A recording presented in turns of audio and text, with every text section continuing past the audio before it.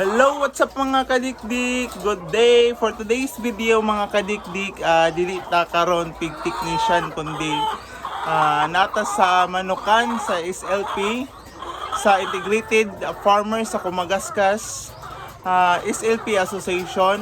Isa po ko ka-member ani mga kadikdik o i-update mo na ako mga kadikdik no since kani siyang Manukan mga kadikdik ato naman yung na vlog or na himuan na natong mga videos ako nang i-update no kung pila na lang siya kabuok kunya pila na lang ka tray ang ma-harvest everyday no. So as of now mga kadikdik wala pa ni siya na kolekta ang ilang mga itlog no, napa ang mga fresh nga mga egg, daghan pa ubay-ubay pa mga kadikdik no.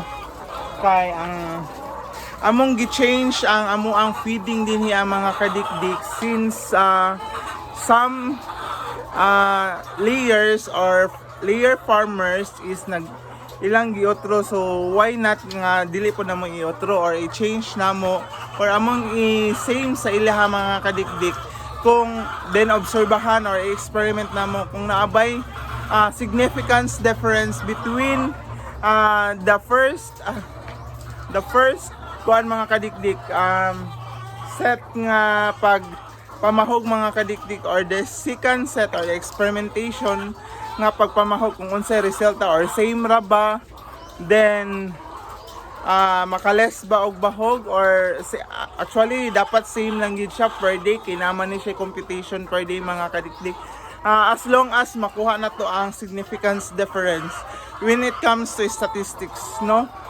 So dili lang nato kuan na statistics din niya mga kadikdik as long as makita nato ugnabay difference between the two kind of feeding mga kadikdik, the 3 times a day and the 2 times a day mga kadikdik. Since nami first namo nga kuan mga kadikdik is the 3 times a day, which is the 6:30, 11:30 and 3:30. But now mga kadikdik we try that the other one, the 7 AM and the 1 PM mga kadikdik. Less sa morning but twice the afternoon. Muna siya ang guide nga amo ang gisunod karon mga kadikdik no. Kay naamay nag-try, so amo pong i-try, why not kung then during po sa amo ang seminar na nakandakan gitry or ang mostly giingon dito mga kadikdik nga sa katong naseminaran ako mga kadikdik ani nga bahog mga kadikdik nga among gamit is kuan kana pwede siya mag 2 times a day, so why not we will try this kuan mga kadikdik this kind of feeding. So based on experimentation naman po based on observation and experimentation after this kuan experimentation nagbalik-balik na ko, redundant na kayo, so akto nang makita no kung unsay kalainan o unsay or nabay significance difference between the two. So mani siya as of now mga kadikdik ang amo ang manok na lang is nasa 250 heads. Mukuha gyapon mi og 7 tray, 7 ka tray sa isa ka adlaw. Pero gamay na lang ang small, gamay na lang ang medium, mostly daghan mga kadikdik large and XL. Then nanami mga available nga kuan itlog nga jumbo. Pero di pa gid siya ingog 1 tray per day. So I think naami sa mga 10 pesos per day nga jumbo. So daghan-daghan na siya pag matigom after 3 days. Kuha na siya mga kadikdik, makasupport na siya. At least na nami jumbo nga ma-harvest everyday. Unlike sa una mga kadikdik nga nag 3 times a day ni agi pagid og sakit-sakit mga kadikdik no. Medyo niubos gid mi, niabot gid mi sa 4 to 5 trays per day.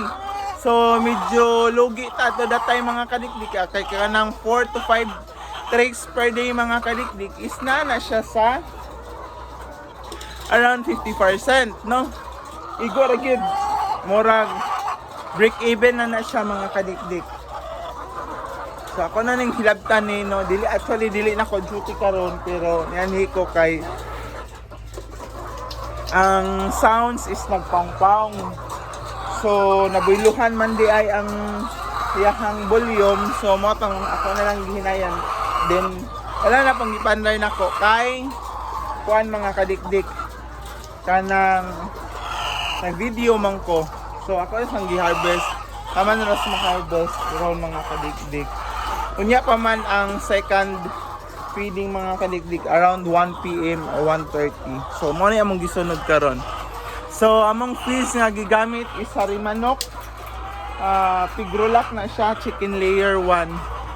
No, mana siya amo ang gamit karon mga kadikdik. Gari baka puti oy. So ayan. Yesterday is napatyan mig duha. Actually 252 to siya pero napatyan mig duha, 250 na lang yun. So naanap po ko under treatment diri kay medyo nagluya. I think nagkuan siya, nag-prolapse. No? Pinaka kuan gid mga kadikdik ang prolapse kay once nga ma-overfeed, may possibility nga prolapse. Ang ilhanan sa prolapse mga kadikdik akong ipakita sa inyo na ay prolapse din niya. Na ay prolapse din niya pero dili kaayo pa siya ingog grabe ang iyahang pagka-prolapse. Look at this mga kadikdik. As you can see, naa siya pagka-bloody egg, no? Medyo na-expand ang iyahang kanang gawasanan sa iyahang itlog mga kadikdik. Since kung perminti or dili gid siya ingog enough iyahang timbang mga kadikdik or kuwang siya sa body weight, pwede siya maging prolapse mga kadikdik or mas worst mga kadikdik katong dako na gid ang mogawas sa iyahang part nga kung dapit mogawas ang itlog mga kadikdik. Napoy second din niya mga kadikdik nga prolapse gihapon ni siya, matawag gyapon ni siya prolapse. Every time nga naidugo mga kadikdik kana medyo ni expand man ang iyahang agianan mga kadikdik, so prolapse gyapon ni siya. So madala pa ni siya mga kadikdik sa feeding or pataason ang iyahang kuan kanang pataason ang iyahang say nga na weight, body weight mga kadikdik to para ma-maintain niya nga dili siya ma-prolapse na. So based ra pud siya sa ato ang napilan nga seminar mga kadikdik. So kani siya prolapse na ni siya mga kadikdik ha, pero manageable pa ni siya nga prolapse. So pwede ra na siya dili pakwaon din ha sa iyahang mga kauban kay di pa man kay siya magdugo. Once nga magdugo or mo gawas na gitong iyahang morag unod mga kadikdik, pwede na gid na siya ibalhin or atong i-quarantine mga kadikdik. Kay mao man siya mag-cause og death sa ato ang manok mga kadikdik. So ayan, medyo wala na ibahog. Kay odto naman mao pa ni amuhang gikuan nga para mahurot ang ilahang bahog mga kadikdik no. Siya. So wala ta karon sa ato ang mga baboy mga kadikdik naata diri sa manokan. Kay tadtaw na pagkuwala naka video aning manukan mga kadikdik morag nanapod mi mga stock nga mga egg nga wala mga halin pero actually na ay mga order pero tungod sa kabisi nato mga kadikdik daghang taglakaw mo nang wala nato na kuan hatod ang mga order. Napa mi order nga more than 10 trays dito sa SLPs gihapon. Ko patang ihaturay mga kadikdik. Shout out ko din ha sa Sisibiga mga kadikdik.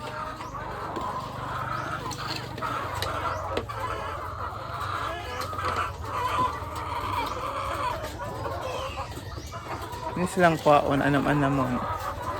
So thank you din sa ako ang mga solid followers no sa Facebook, then solid subscriber nga kanunay nagtanaw sa YouTube no. Tataw na po wala ka upload sa YouTube mga kadikdik. For this video mga kadikdik is po ato din siyang i-upload kahit taas man ni siya. So ayan.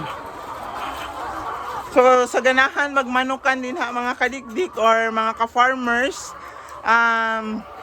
kani siya is recommended, no? Recommended nga negosyo as a farmer mga kadikdik kay actually na kay daily income, dako siya og ROI. I think na siya sa almost 50% in one cycle mga kadikdik. In one cycle na siya mo na imong ROI around 50%, 30 to 50% na siya mga kadikdik ang imuang ROI. So kuhaan na sa imuhang gasto, kuhaan na sa imuhang aside sa building kay atuwa man ang diminishing diminishing no, kapay tawag ana sa kuan sa business, sa accounting kana bitang basta mo gamay ba every month or every year nga nani mo siya gi-allocate nga money amount nga mo kuan, money amount niya. So dili na nimo kwaon ang imuha is the manok, the feeds, the tangkal mo na siya. Ang building kay pila man nakatuig mga kadikdik, mo long last man nag 10 years, 5 to 10 years mga kadikdik.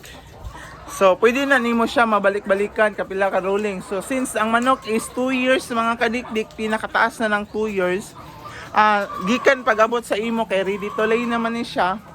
So, dako gid kag ma-ROI ana mga kadikdik no, kung di lang gyud ka maagian og sakit. So, perfect ni siya nga himuong business as a farmer, sa mga farmers mga kadikdik no. Maybe soon gani mga kadikdik.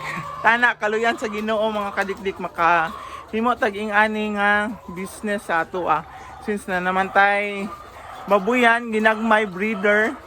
So kani akong target tana Lord ihatag ni siya no kay nindot kaayo nga business nga manukan kay nakay daily income, nakay di na ka magproblema sa iyang bahog kay naa na may daily ni mga income. Then ang market po sa itlog mga kadikdik is kuan kanang grabe ka paspas.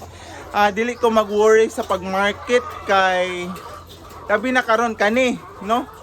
Kani di ko mag-worry sa pag-market ani mga kadikdik kay naa nami mga even the community in the community lang ni mga kadikdik ga supply, wala na mi ga supply sa mga tindahan or whatsoever nga kuan. Mostly kuan na mo mga kadikdik community din na ay magpa-reserve like si Sibiga is LP gihapon na siya kauban na mo na among i-reserve mga kadikdik na manghangyo ba nga pa-reserve niya na. So ang among community buyers madili ang ilaha usahay di sila mahatdan. So tuwang ang supply sa itlog in mga kadikdik din. Ang itlog pod karon is nagkaanam og kataas ang presyo. So laliman ka og anha na ka sa tindahan around ang large na nasa 11-12. So kung dinhi pa ka sa mua, wholesale man ni diri mga kadikdik. So ayan mga kadikdik no. So that's for this is for today's video mga kadikdik. Bye bye. So shout out day ko sa akong mga followers din sa Facebook ang kanunay ga suporta no. Subscriber na ko, bisag gamay pa ang subscriber sa YouTube mga kadikdik. Murag mostly ra baganahan sa tuang subscriber sa YouTube kay kuan kani manok. So medyo perminti ko magmanok. Bye bye mga kadikdik.